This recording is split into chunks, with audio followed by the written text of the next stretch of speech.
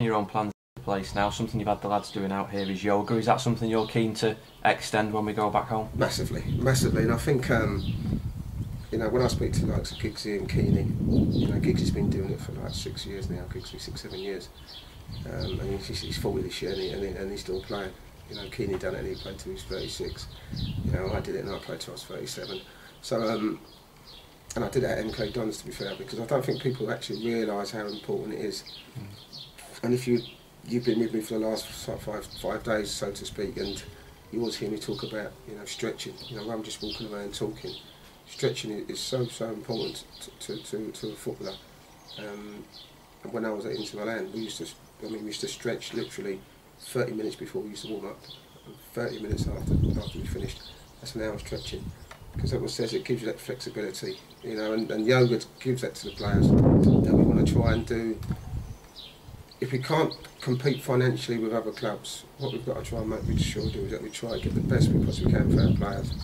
We try and get that extra 1%, you know, and bringing Sean as our fitness coach comes some great ideas, you know, moving forward. As I say, introducing yoga, Pilates, so to speak. So we've got to make our players more flexible. We've got to make them fitter. You know, we've got to make them stronger. And we've also got that quality.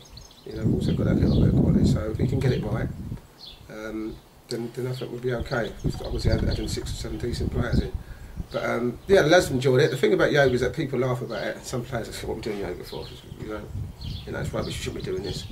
But the feedback that I've had, you know, I think Gillo does it a lot.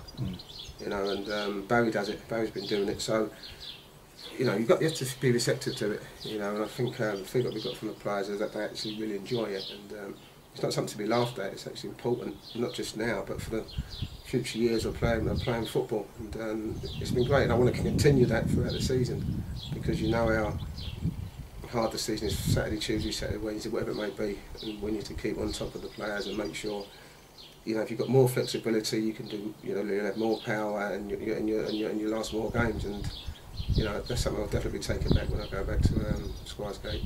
It just goes to show how much football has changed, doesn't it? Back in your day, it wasn't it was unheard of really. But when you mention Ryan there, and you look at, you know, the lack of hamstring injuries he suffers with now, and the longevity of his career, you know, the proof's in the pudding. Yeah, it is, without a doubt. And you know, Giggsy did have a kind of couple of years back, you know, where he was struggling with his hamstrings. I remember speaking about it, and that's why he actually started doing yoga and then Pilates. And yeah, I think in my days we didn't have that luxury. I mean, maybe didn't think about it, but in my days it was different. We used to have 6-7 weeks off, drink for 6 or 7 weeks, eat rubbish for 6 or 7 weeks, and then run up and down woods and all that lot and spew up. That was our day, you know. So we never actually came back fit.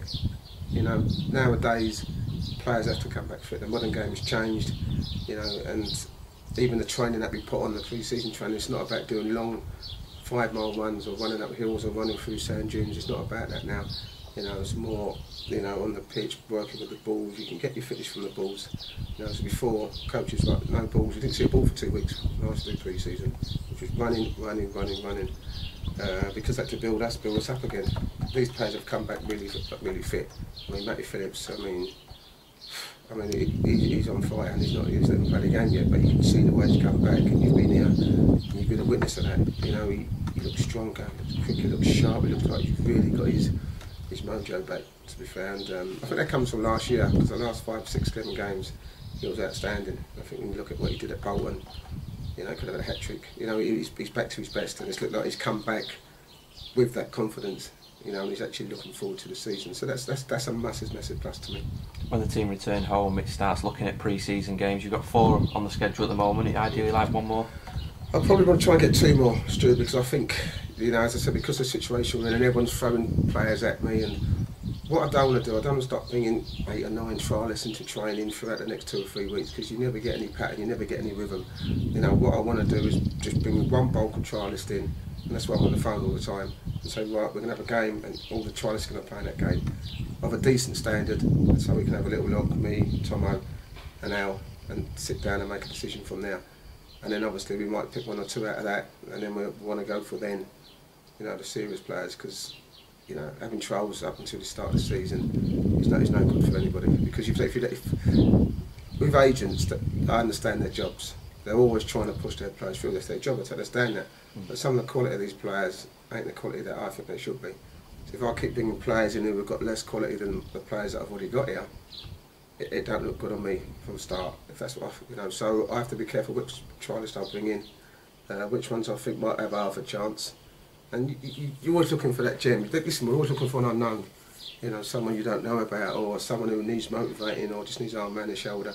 I'm always looking for one of those, but you can't have too many of those. As much as our method was about bringing in loans and Bosmans and things like that, you're not going to get the Charlie Adamses and Kevin Phillips and Vaughns and DJ Campbells. You're not going to get them no more. So you might get one if you're lucky, but you're not going to get them. So you have to be careful how many people you actually bring in. But it's a system you've got to go through. I'm looking to do that as soon as we get back. So come next Tuesday, you'll probably see 8 or 9 different players at Squires Gate, and then we need to fix up a game for them. Whether I do it on the Saturday against Penrith, I don't know. Depends if we can get another game midweek after the Penrith game, and then I'll just throw them all in then. And just in general, business as usual as far as you're concerned? Yeah, business as usual, always has been. I think, to be fair, I think I could have done with another 10 games at the end of the season because it was great. I was enjoying it. It really was, and it was nice to get away. It was nice to get to the end of the season. It was touch and go. I mean, I hope the championship not like that again this season. With 10 teams that could have gone down. It was scary. And so I'm glad that's over with. I just want to get a squad in now where I can just gel them together, work with them, as I said, and try and be competitive this year in the championship. And that's all I can promise. That's all I can say.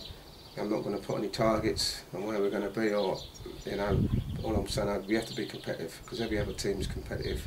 Every other team's buying players. We haven't got anyone yet, and that's not right. But as I said, I'll get back next week. I'll sit down with the chairman, and we'll try and get something done because as much as it's frustrating, and it is frustrating, every day I'm on the phone to the chairman. Every day we speak, every day we're trying to get things done. So we'll be trying to do that again next week, and hopefully we'll have some good news because at the moment, it's not been great news coming out of Blackpool. But that doesn't mean the likes of me and Tomo and Al and the chairman are not trying. But it's just there's not been any good news. We want to try and give the fans some good news to look forward to the start of the season.